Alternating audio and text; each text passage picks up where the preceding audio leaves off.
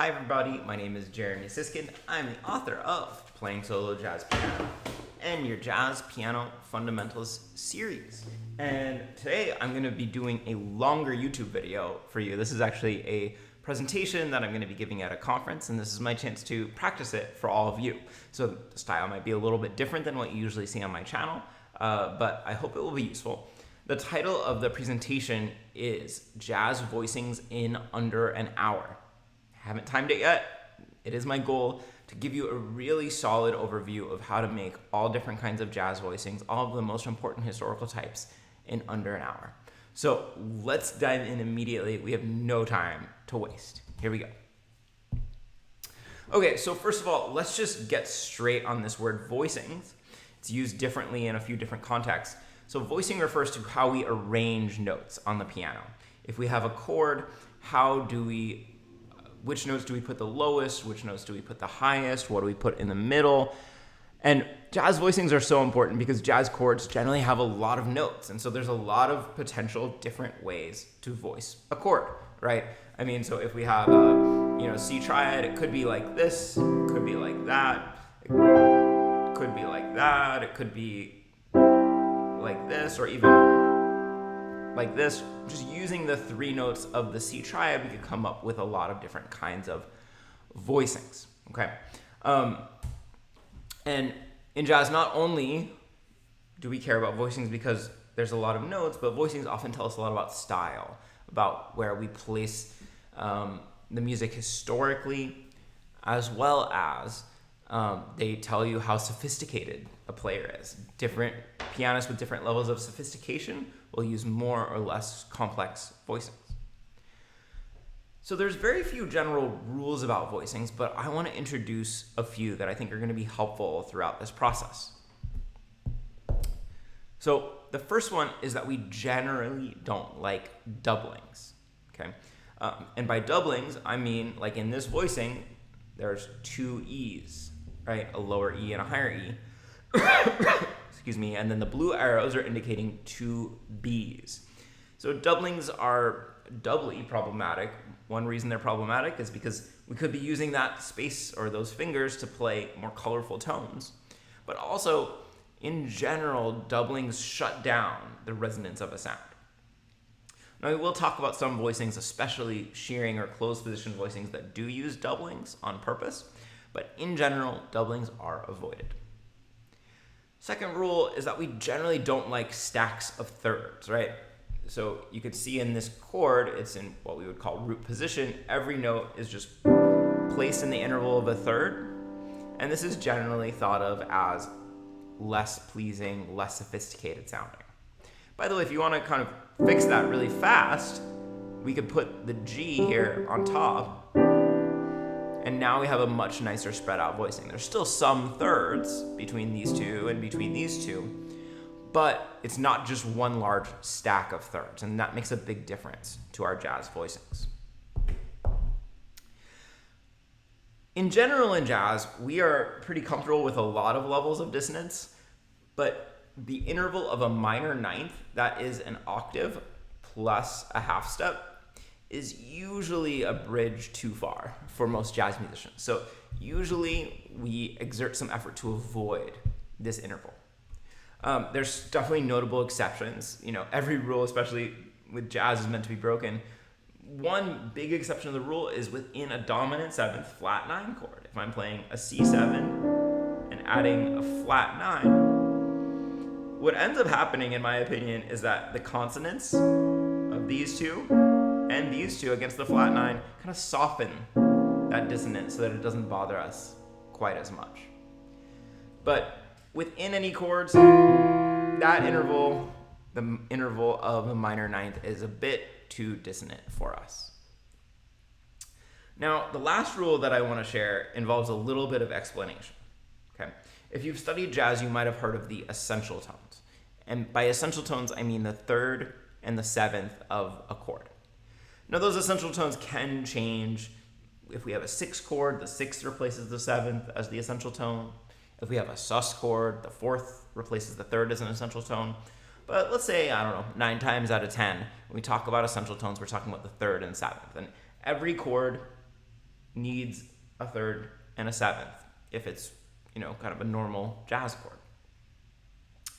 Not only are these two notes essential for a chord, but where we place them is really important. And so my last rule that I'm going to give you is that the essential tones need to be placed within the magic range.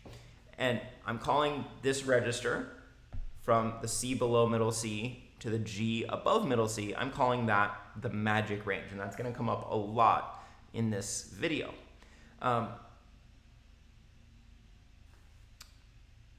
Okay, so let me show you how this works. Okay, so we want to put the essential tones, the third and the seventh, within the magic range. So you can see that we have kind of two options of how to put the third and seventh onto the staff.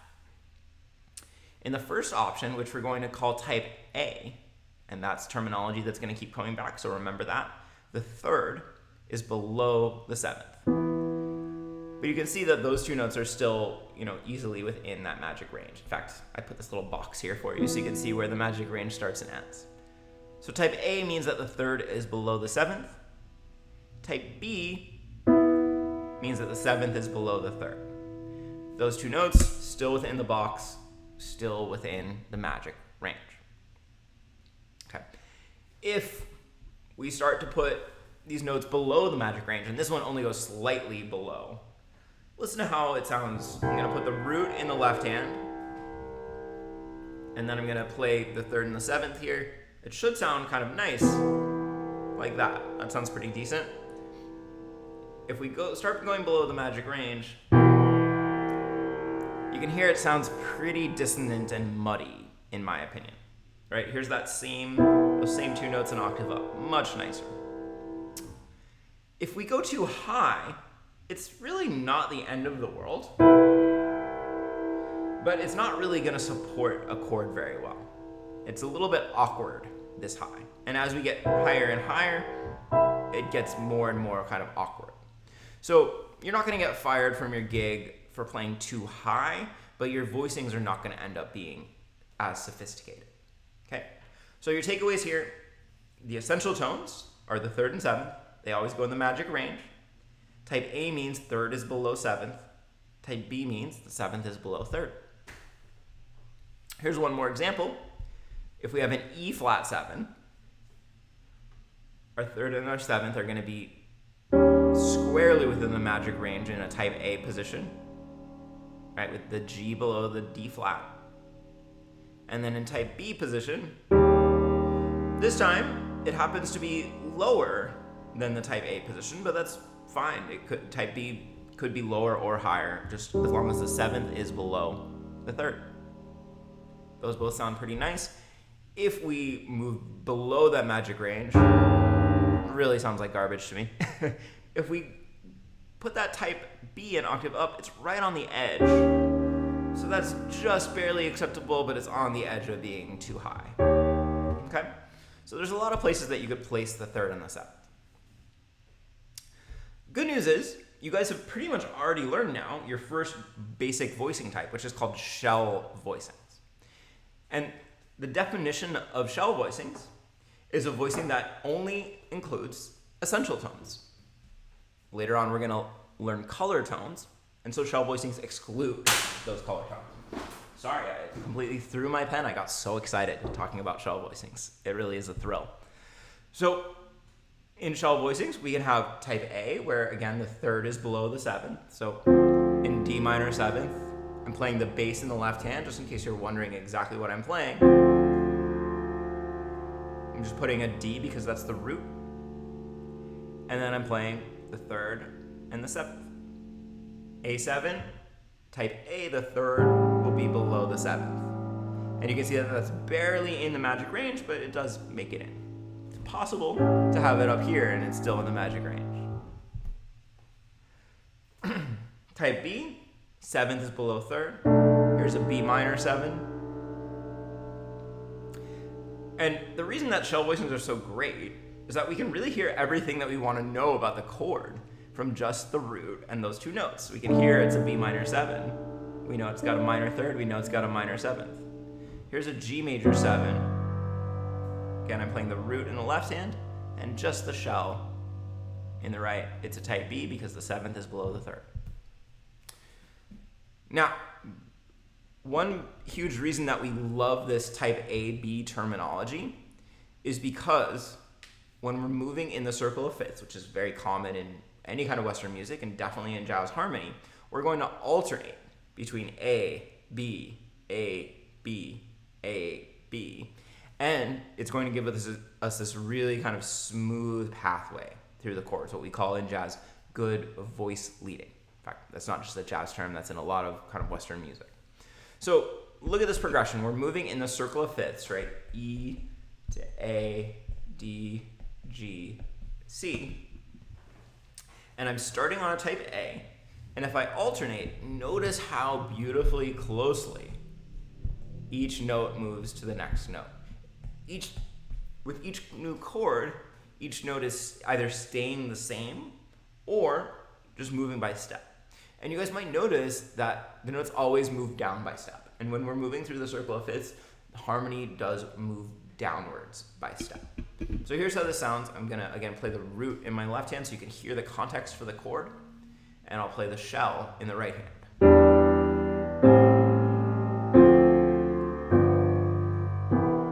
One more time, just for posterity.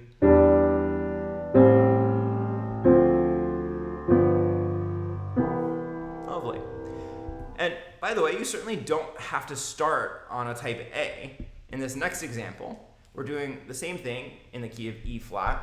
We're going G, C, F, B flat, E flat. So again, that's circle of fifths progression. And this time I'm going to start on type B.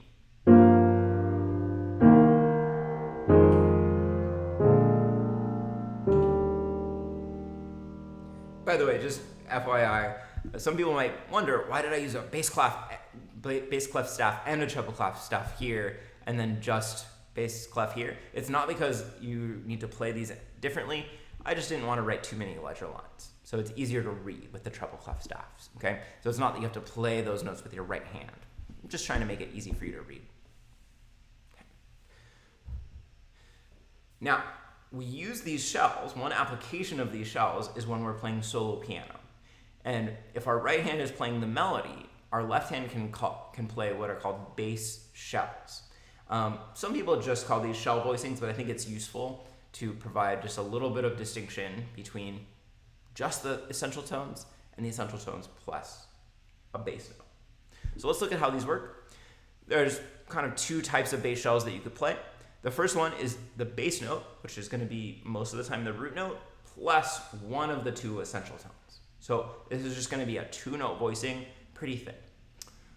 One note about voicings is that the faster we're playing, the thinner our voicings can be. Why? Well, because the chords are going by so fast, we don't really have time to appreciate really big, rich chords, right? We just have to get on with it. Whereas when we play slower, we kind of need that richness of harmony. We need to hear those sonorities really clearly. So these 2-note bass shells with just the bass and one other note, I would use for faster tempo playing, okay? These voicings, some jazz educators have given the nickname Bud Powell voicings. And there's a few different variations, so let's take a look. So if they're type A, we're most likely to play our root and our third, right? Because third is below 7th, so if we only have 2 notes, we're gonna choose the third. Okay, pretty self-explanatory. But you'll notice these voicings are pretty cramped. For those of us that can, for those of you who can, we much prefer to play these spread out. Do you hear that it's more resonant when we have a lower bass note?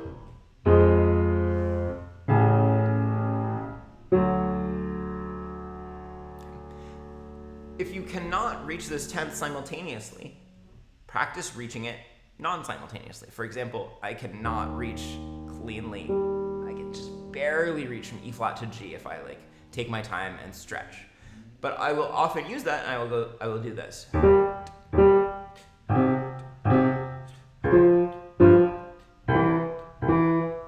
Because those tenths are hard to stretch. Now, one thing that has not changed as we've added these bass notes is the fact that the essential tone must be within the magic range. So if you notice, I've still got these boxes here, and the third is staying within those boxes. The root is not one of the two essential tones, so it can go wherever it wants. So what's kind of interesting to notice is that depending on whether I have a third or a tenth, it's not the upper note that moves. It's not the third of the chord. It's just the bass note that goes lower. Because if I were to bring the third down, it starts sounding muddy and gross. Okay, type B bass shells, I should say, come with really no conflicts. You're going to play the root on bottom and the seventh on top. And these might sound dissonant out of context, but in context, they'll be okay, I promise. So there's C major. The bass may or may not be in the magic range, right? In that first C major seventh, the bass note is in the magic range. That's fine. Other notes can be in the magic range, just that the third and seventh must be that. Here's an example from a Bud Powell piece, and I told you these are nicknamed Bud Powell voicings. Bud Powell is one of the most historically important bebop pianists. And you can see that I'm alternating between type B and type A bass shells, right? This first chord, D minor 7, I'm using the root on bottom, the 7th on top. The next chord, G7, I'm using the root on bottom, the 3rd on top, a 10th above the root. Again, root 7, root 3. Root 7, root 3. Root 7. And then, oops, that's something a little different. Let's go back. I want to play that for you. Okay. So here's how this example sounds. I'll let you see my hands if you want.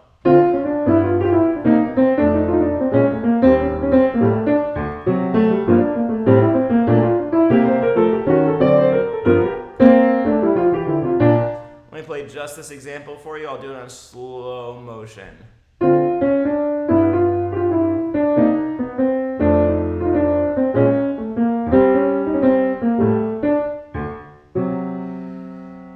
Notice when it goes by nice and fast, it doesn't sound thin like you're just playing a two-note chord. It actually sounds pretty substantial.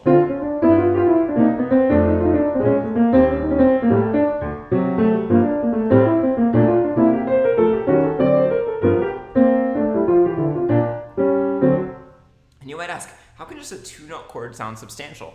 But think about like the music of Bach, right? Bach writes inventions that only have two notes. So if you use just 2 or 3 notes really wisely, then you don't need big, thick chords all the time.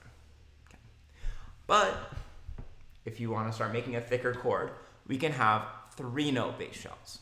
So you can probably figure out what the 3 notes are going to be. We're going to have the root usually on bottom. I'll show you one alternative. And then we're going to have the 3rd and the 7th.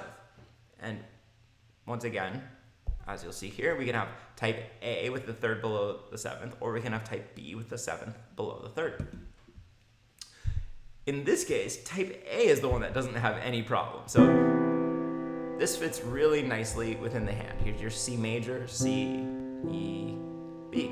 So the shells are staying where they are. The root could be within the magic range or not. A7, D7. Really nice. So you can really kind of hear the full chord. Now, once we try to put the 7th below the 3rd, we really start running into some problems. Because this is a big stretch for most of us, right? Certain keys, like in C major, I can kind of reach this. F minor, I can kind of reach this. A7, I have absolutely no chance. I'd have to get a thumb extender in order to reach that. So I'm going to show you some solutions. This D7, I almost can. Okay. But the formula here is root, 7th, 3rd. So what can we do in order to reach that? Well, probably the most handy thing is to split this up. And usually we're going to split it up between the root or bass note on bottom and the shell on top. And we could play it with the root first, or as in measure 2, we could play it with the shell first. Sometimes when I do that, I like to hold the 7th so that we kind of hear them both together. So minorly uncomfortable for me. It kind of depends on the key. That creates a little bit of a held kind of pad sort of effect if you hold that seventh. So that's an option. So we need to really zoom in here. This is a transcription that I did of Bill Evans playing the tune All the Things You Are. And let me play you these 8 bars, and then we'll get into what these squares are doing here. So.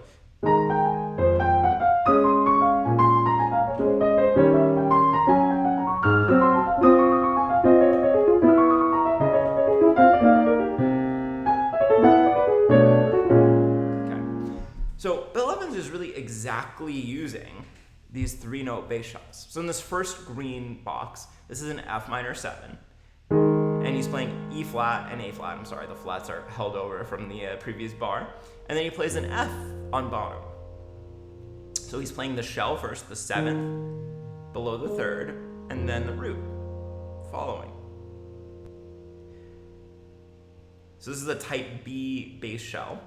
F on root on bottom, 7th, and then 3rd. And then he leaps up, he plays an A flat and a D flat. This is for the B flat minor 7th. We're in the blue box now. And then he plays B flat on bottom. Again, a type B bass shell. Now, he is not alternating A, B, A, B. Personally, maybe I would. It would create smoother voice leading, but I think part of what he's doing is he's trying to play the melody of the tune on top.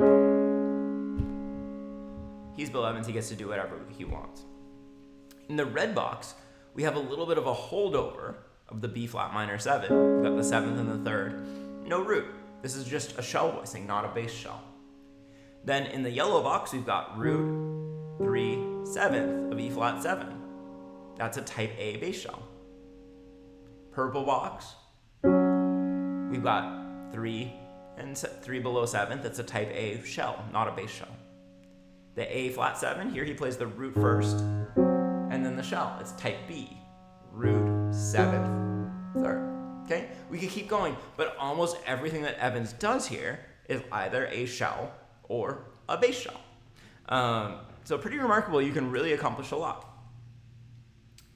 Now, again, what these two examples, the Bud Powell and the Bill Evans, have in common is A, they're faster tempos, they're not ballads, and B, there's a lot going on in the right hand that's helping to fill in the harmony. Okay, so when you use thinner chords, you need to be able to do more with the melody or the solo or however you want to think about it in order to fill in the harmony. All right, so we're moving on from shell voicings. We're going to talk for a second about color tones. I love this graphic. I'm going to make it bigger. So color tones are the other notes of jazz chords that we use to fill in and make them sparkle and sound gorgeous and lush. Okay, so if you've studied jazz at all, you know that we think about harmony being built in thirds, using every other note of the scale. So, we go up C, E, G, B, but then we don't stop there. We continue on the scale to D, F, and A. Okay. And we call the notes in the second iteration of the scale upper extensions. And we name them not 2nd, 4th, and 6th, but we name them 9th, 11th, and 13th. You already see that. I don't need to write it out for you. Okay. This is a little chart of what color tones you can use on our 3 basic kinds of chords. The good news is your 5th and your 9th go really well with any type of chord. The 11th only goes on minor 7th chords, and I'll show you why, and it should be familiar. So if we add an 11th to a chord that has a major 3rd, and remember both major 7th and dominant 7th chords have a major 3rd, the 11th forms that minor 9th between E and F. So we generally exclude it from any major or dominant chords, but any kind of a chord with a major 3rd.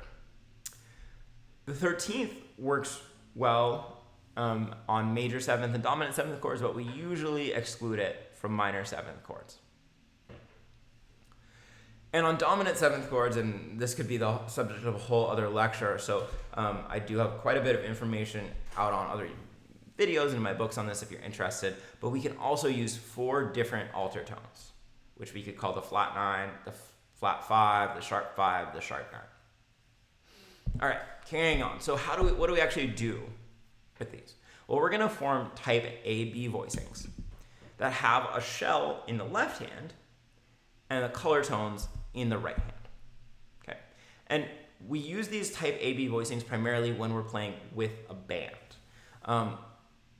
These are voicings that do not use the root note.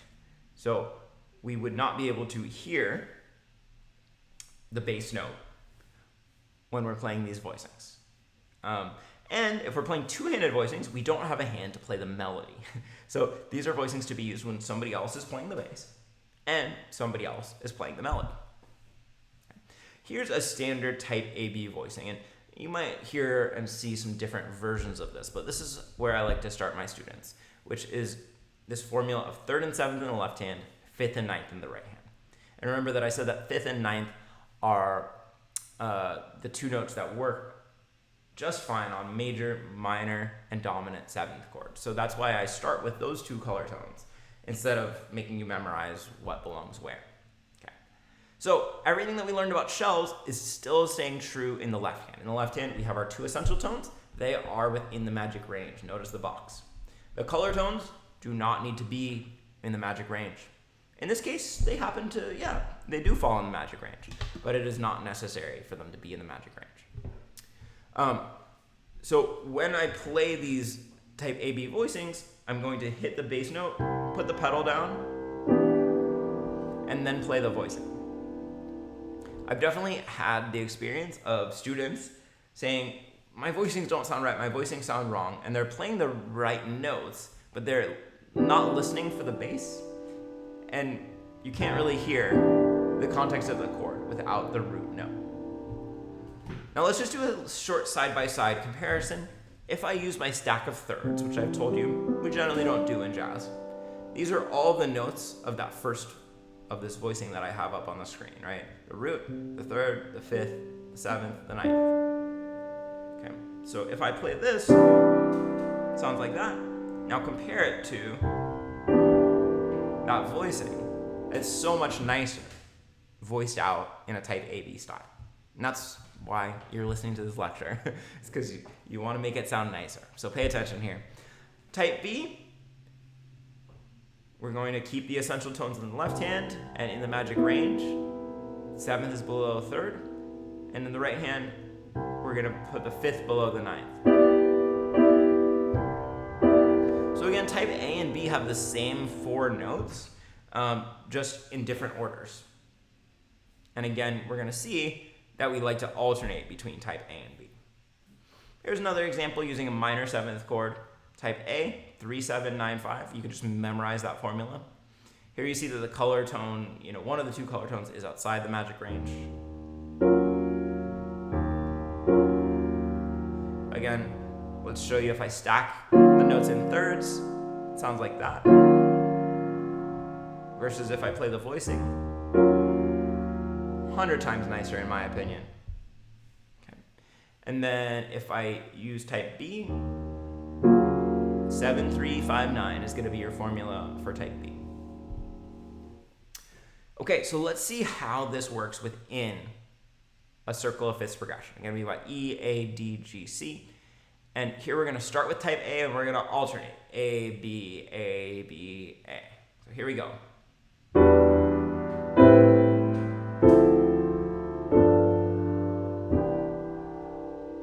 You can see again that voice leading, the distance that each kind of melody line is moving, the distance is very small, which makes for really good voice leading. Every note is either staying the same or descending by step.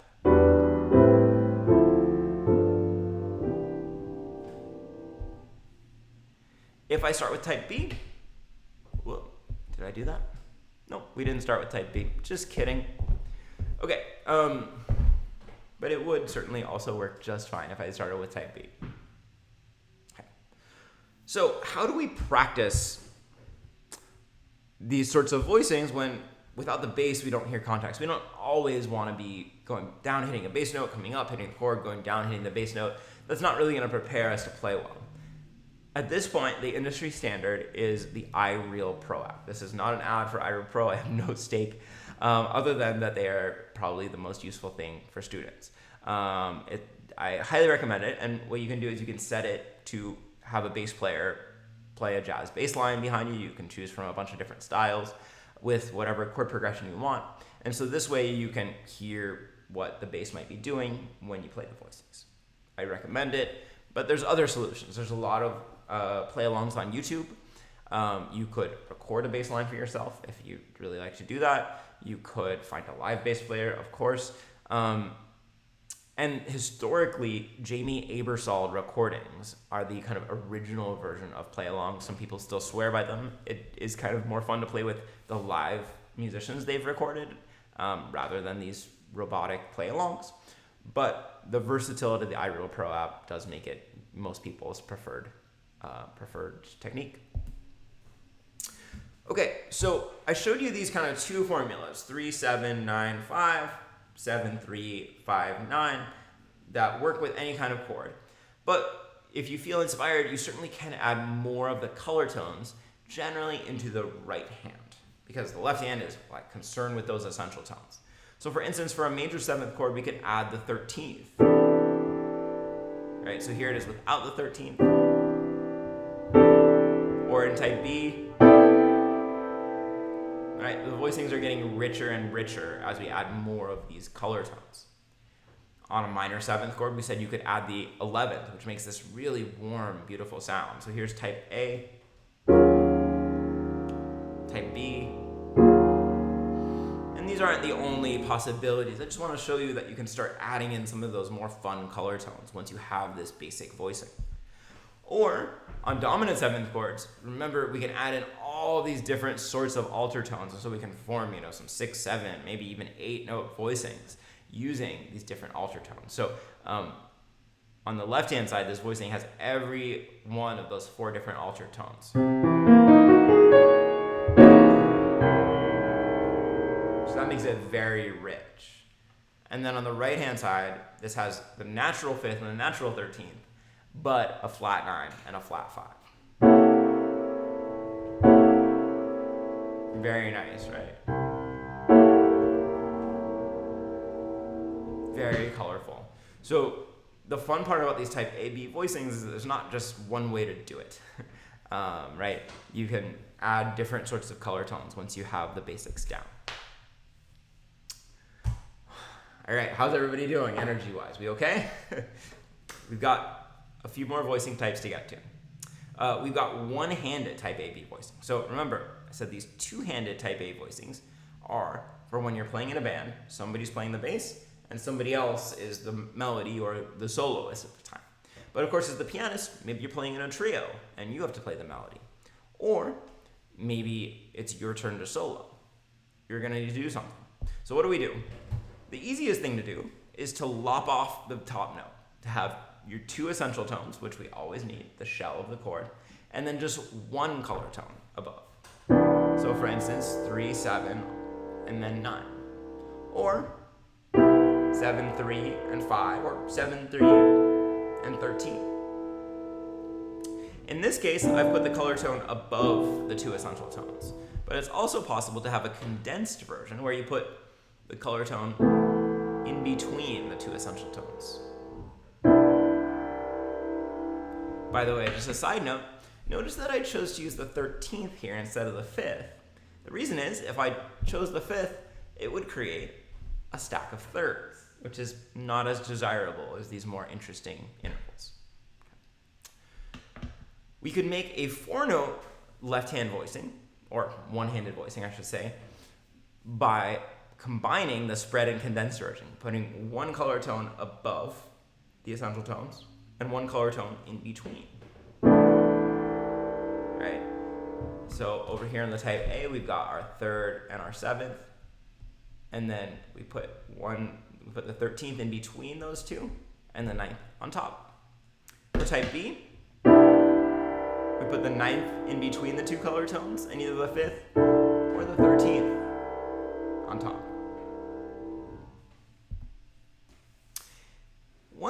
remember, and I find students kind of getting confused about this, is that it does not matter which hand you're playing the voicings with. You always need to remain in that magic range. And I know that I'm sounding awfully repetitive, but I've seen students mess this up. So for instance, now that we're only playing voicings with one hand, if I'm playing a bass line with the left hand, my voicings are going to be right there. And if I'm playing chords with the left hand and a melody in the right hand,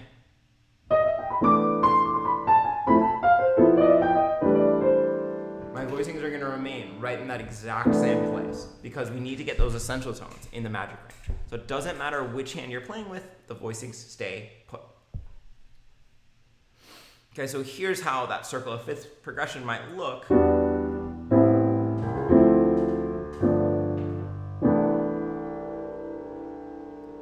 Using these one-handed type B voicings. Okay. We also use these voicings for what we call block chords or shout chorus voicings when we're imitating a big band. Okay? Pianists of all stripes are often pretending that we're a big band.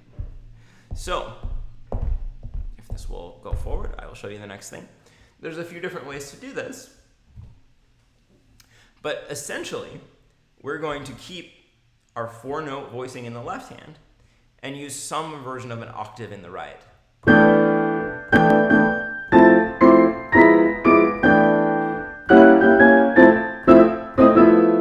Okay, if you want to see what I'm playing, I'm always just keeping an octave in the right hand, 4-note voicing in the left hand.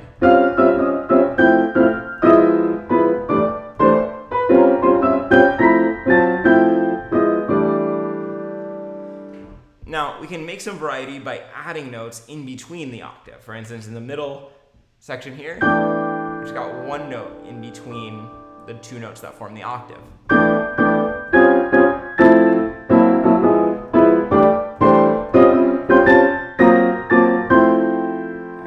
Or we could form a bigger chord, like on the right-hand side.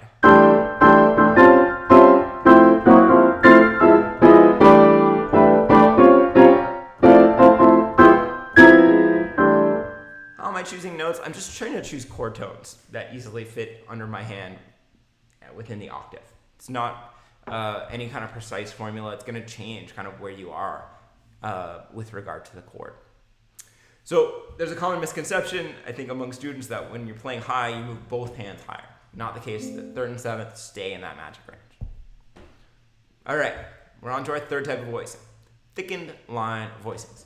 These are voicings that are intended to highlight or follow a melody. Okay, so these voicings, we're not going to be talking about prioritizing chord tones like the 3rd and the 7th. Instead, we're going to be talking about following a line, following a melody, and how to represent the chords while playing the melody notes. So we're going to be starting with what's known as shearing voicings or closed position voicings. These are named after the blind British pianist George Shearing, who was a master of these voicings. These voicings have 5 notes total. The top and the bottom are going to be the same note, and then you're going to have 3 notes in between. So the blue arrows are going to be the notes of the melody, and then you're going to harmonize using 3 different notes. This might be obvious, but because the top and the bottom notes are the same, that means there's going to be an octave between your top and your bottom note.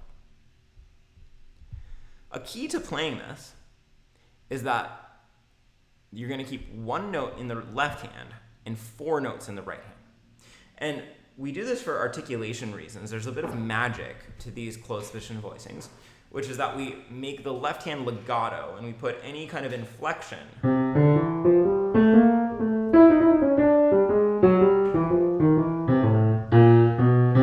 in the left hand because the right hand's going to be busy finding more dense chords.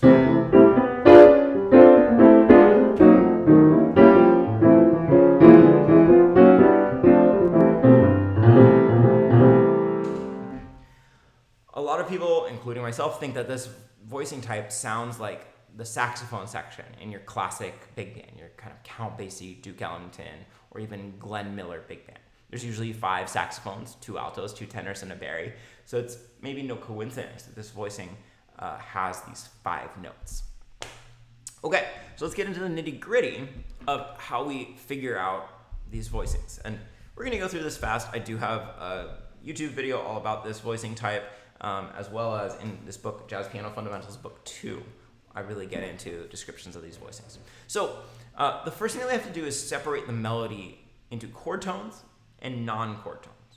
Okay, chord tones are notes that describe the chord. Usually you can recognize chord tones because they are leapt to or away from. If you have an arpeggio, the arpeggio is probably going to be arpeggiating chord tones. When we find these chord tones, what we do is we harmonize them with other notes of the chord. So here's an example of a C major 7, C, E, G, and that C again are arpeggiating the chord. And so we fill it in with other notes from the chord, like the 3, 5, and 7.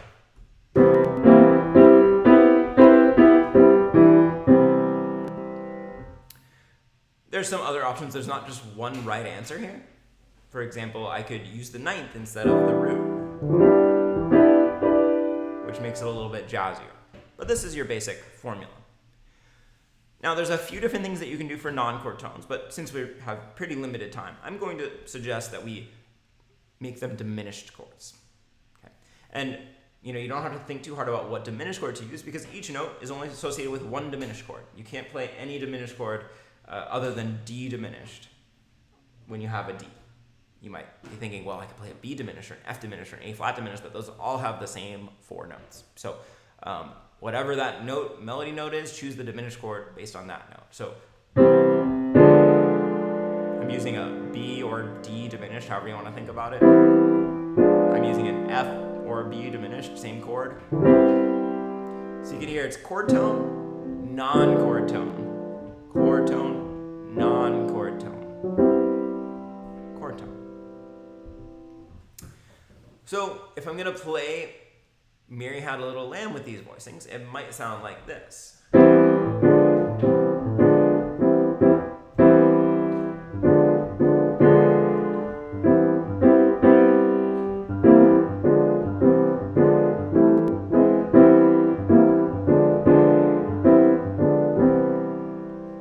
Just a quick side note, because I know what some of you are thinking who are more experienced. You're thinking that we usually do this with 6 chords, and that is absolutely true. We often choose 6 chords because that 7th is just rubbing right up against that root. So it's actually more common in this style to use an A rather than a B natural.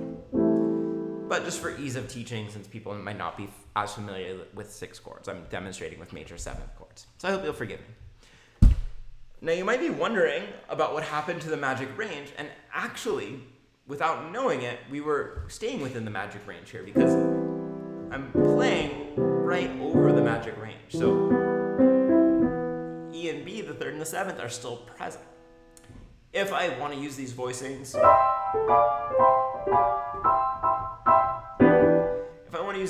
in the high register,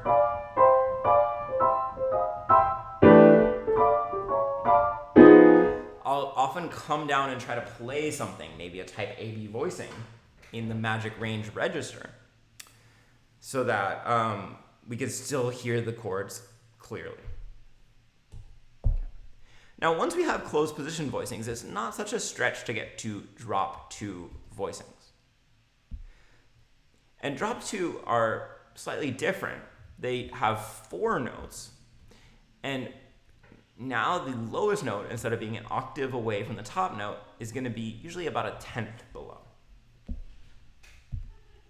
Oh, I think I skipped over something. Yeah, there it is, a 10th between the top and the bottom note. So how do we form these drop 2 voicings? Okay, so step 1, we start with a closed position voicing, or AKA a shearing voicing. Those are 2 ways of saying the same thing. Step 2, we get rid of the bottom note. That's our doubling.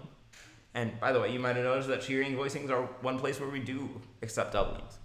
And then the drop 2 refers to the fact that we're going to drop the 2nd note from the top down an octave. So starting with this, right within an octave, we get rid of the bottom note, and then this one goes down. Oh, very pleasing sound, right? So compare the sound of these two. Here's closed position. drop 2. A little bit lighter, a little bit airier, right? And a little bit more modern sounding. It doesn't quite sound like that big band saxophone section. Or maybe it still does a little bit, but it sounds like a more modern big band saxophone section. Everything else remains true in terms of chord tones, non-chord tones, right? You're just going to start with that closed position voicing and then modify it using those few steps that we went over. So here's how Mary Had a Little Lamb is going to sound with that drop 2 voicing.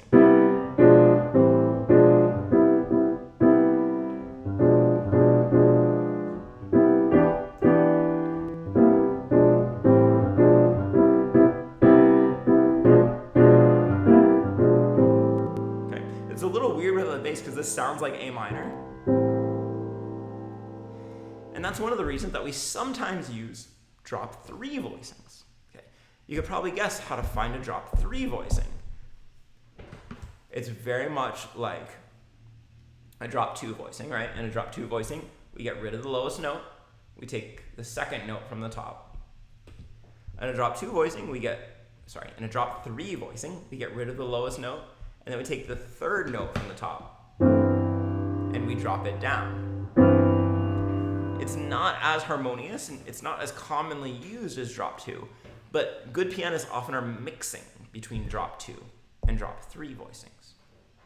So for instance, here's a line where I'm using one drop 3, and then the rest are drop 2. So it just sounds a little bit more like C major rather than A minor. And nobody's going to really notice a difference in context between the drop 3 and drop 2. Okay. So we don't really use this as much just by itself. But if I were forced to harmonize Mary Had a Little Lamb with all drop 3 voicings, it sound like this. So you can hear that this is going against one of our key rules. We have a minor ninth between this B and C. So we probably sub in a drop 2 voicing there.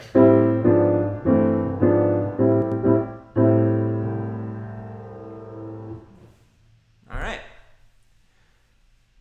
I don't know if we're going to make it in under an hour, guys. It's getting a little close, but I want to try. So modal voicings are a really key voicing type in jazz. Modal jazz is an important era, an important style, subgenre of jazz that's kind of associated with the 1960s. People like Miles Davis, Wayne Shorter, Herbie Hancock, McCoy Tyner, Chick Corea. The list goes on and on. But we use these voicings for all kinds of different tunes. Okay, so these are, again, to be used with a band. These are not solo piano voicings. So again, you're going to want to use a play-along like iReal Pro when you're practicing these.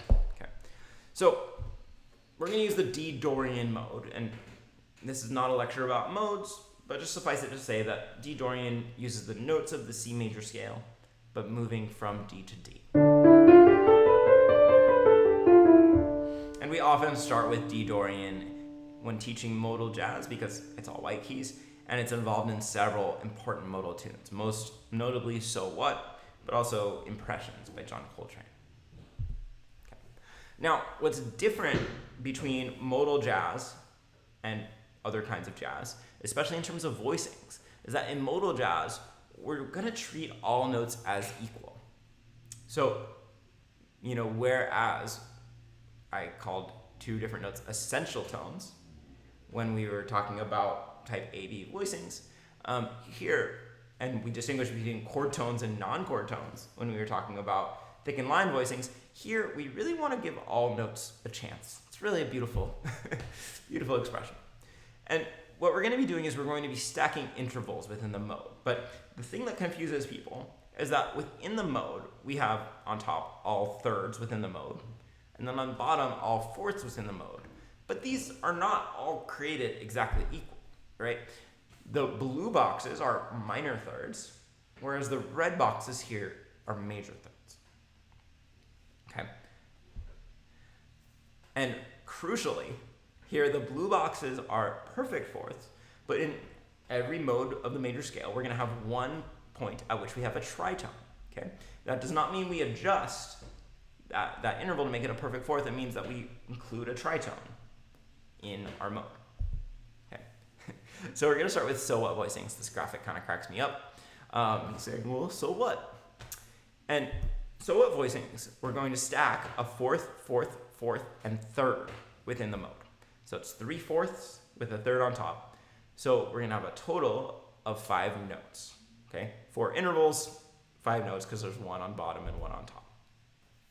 So when we stack these in D, we have a fourth, fourth, fourth, and third. Classic so what voicing. Notice what I'm not saying. I'm not saying we need the third, we need the seventh, add the fifth, add the ninth. No root allowed. I'm just stacking intervals within the mode. And we don't have to just start on D. We could start on any note. Remember, every note's created equal here. So here's another so what voicing. And in fact, these two make the classic so what call and response within Miles Davis's tune.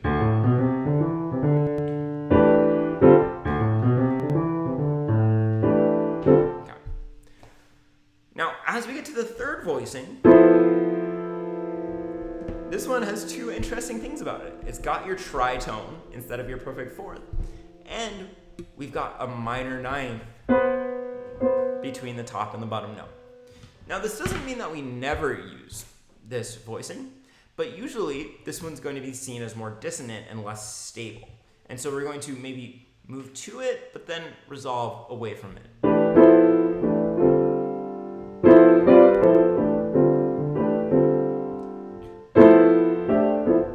So it's totally useful, but it's usually not used as a resting place. So we can make a so what voicing off of every note of the scale.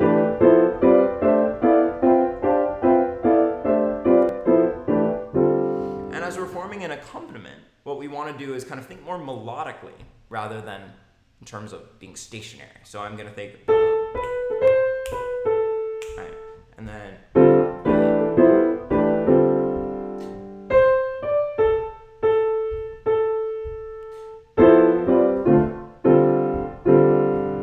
right, I'm just harmonizing with whatever so what voicing fits beneath each melody note.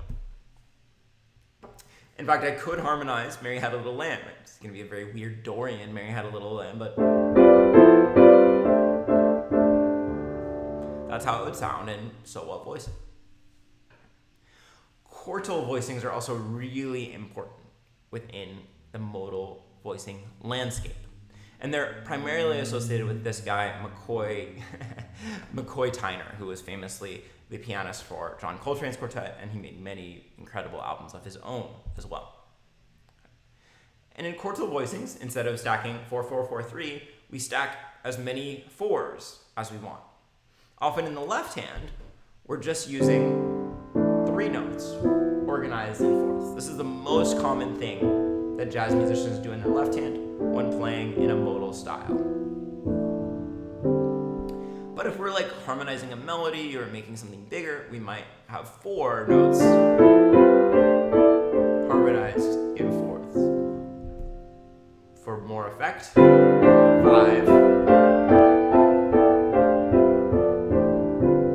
Or for like the really big McCoy Tyner moments, 6 notes, all harmonized in fourths.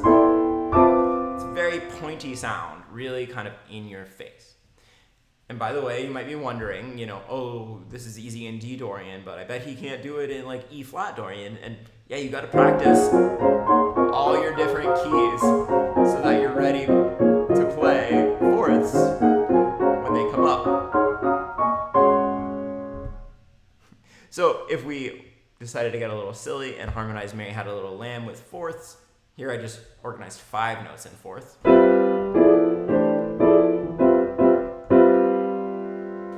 Pretty hip. We sound just like McCoy. It takes a lot more than that, but that's a good place to start. Pentatonic voicings are also really interesting and fall in this modal category, this modal voicing category. There we go. Here's your D minor pentatonic scale. This is probably what we would use if we were playing in D Dorian. Notice 5-note scale, hence pentatonic. So we're going to take thirds within the scale. And it's weird to think about thirds within the scale, but what I mean by that is we're going to take every other note in this scale and we're going to form it into a voicing. And again, just like other modal voicings, we can start at every different place in the scale and do that same thing. And we're going to get a slightly different set of intervals each time, depending on where we are in the scale. Here's your list of modal voicings within the D pentatonic scale.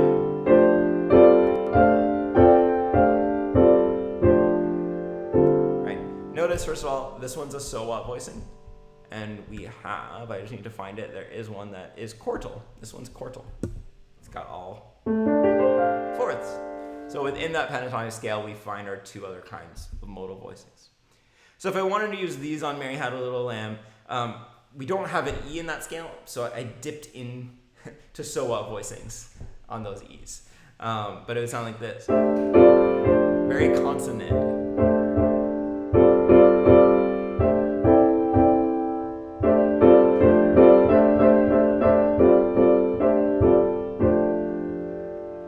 There you have it. All right. So here's our little review. I'm going to make it in this hour, I think.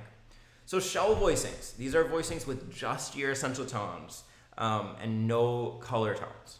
We can just have a bass shell, right? Type A or type B. We can just have a shell voicing, but we can also have bass shells. The shells plus roots, either 2 notes, which are also called Bud Powell voicings, or 3 notes, which I showed you that Bill Evans example for.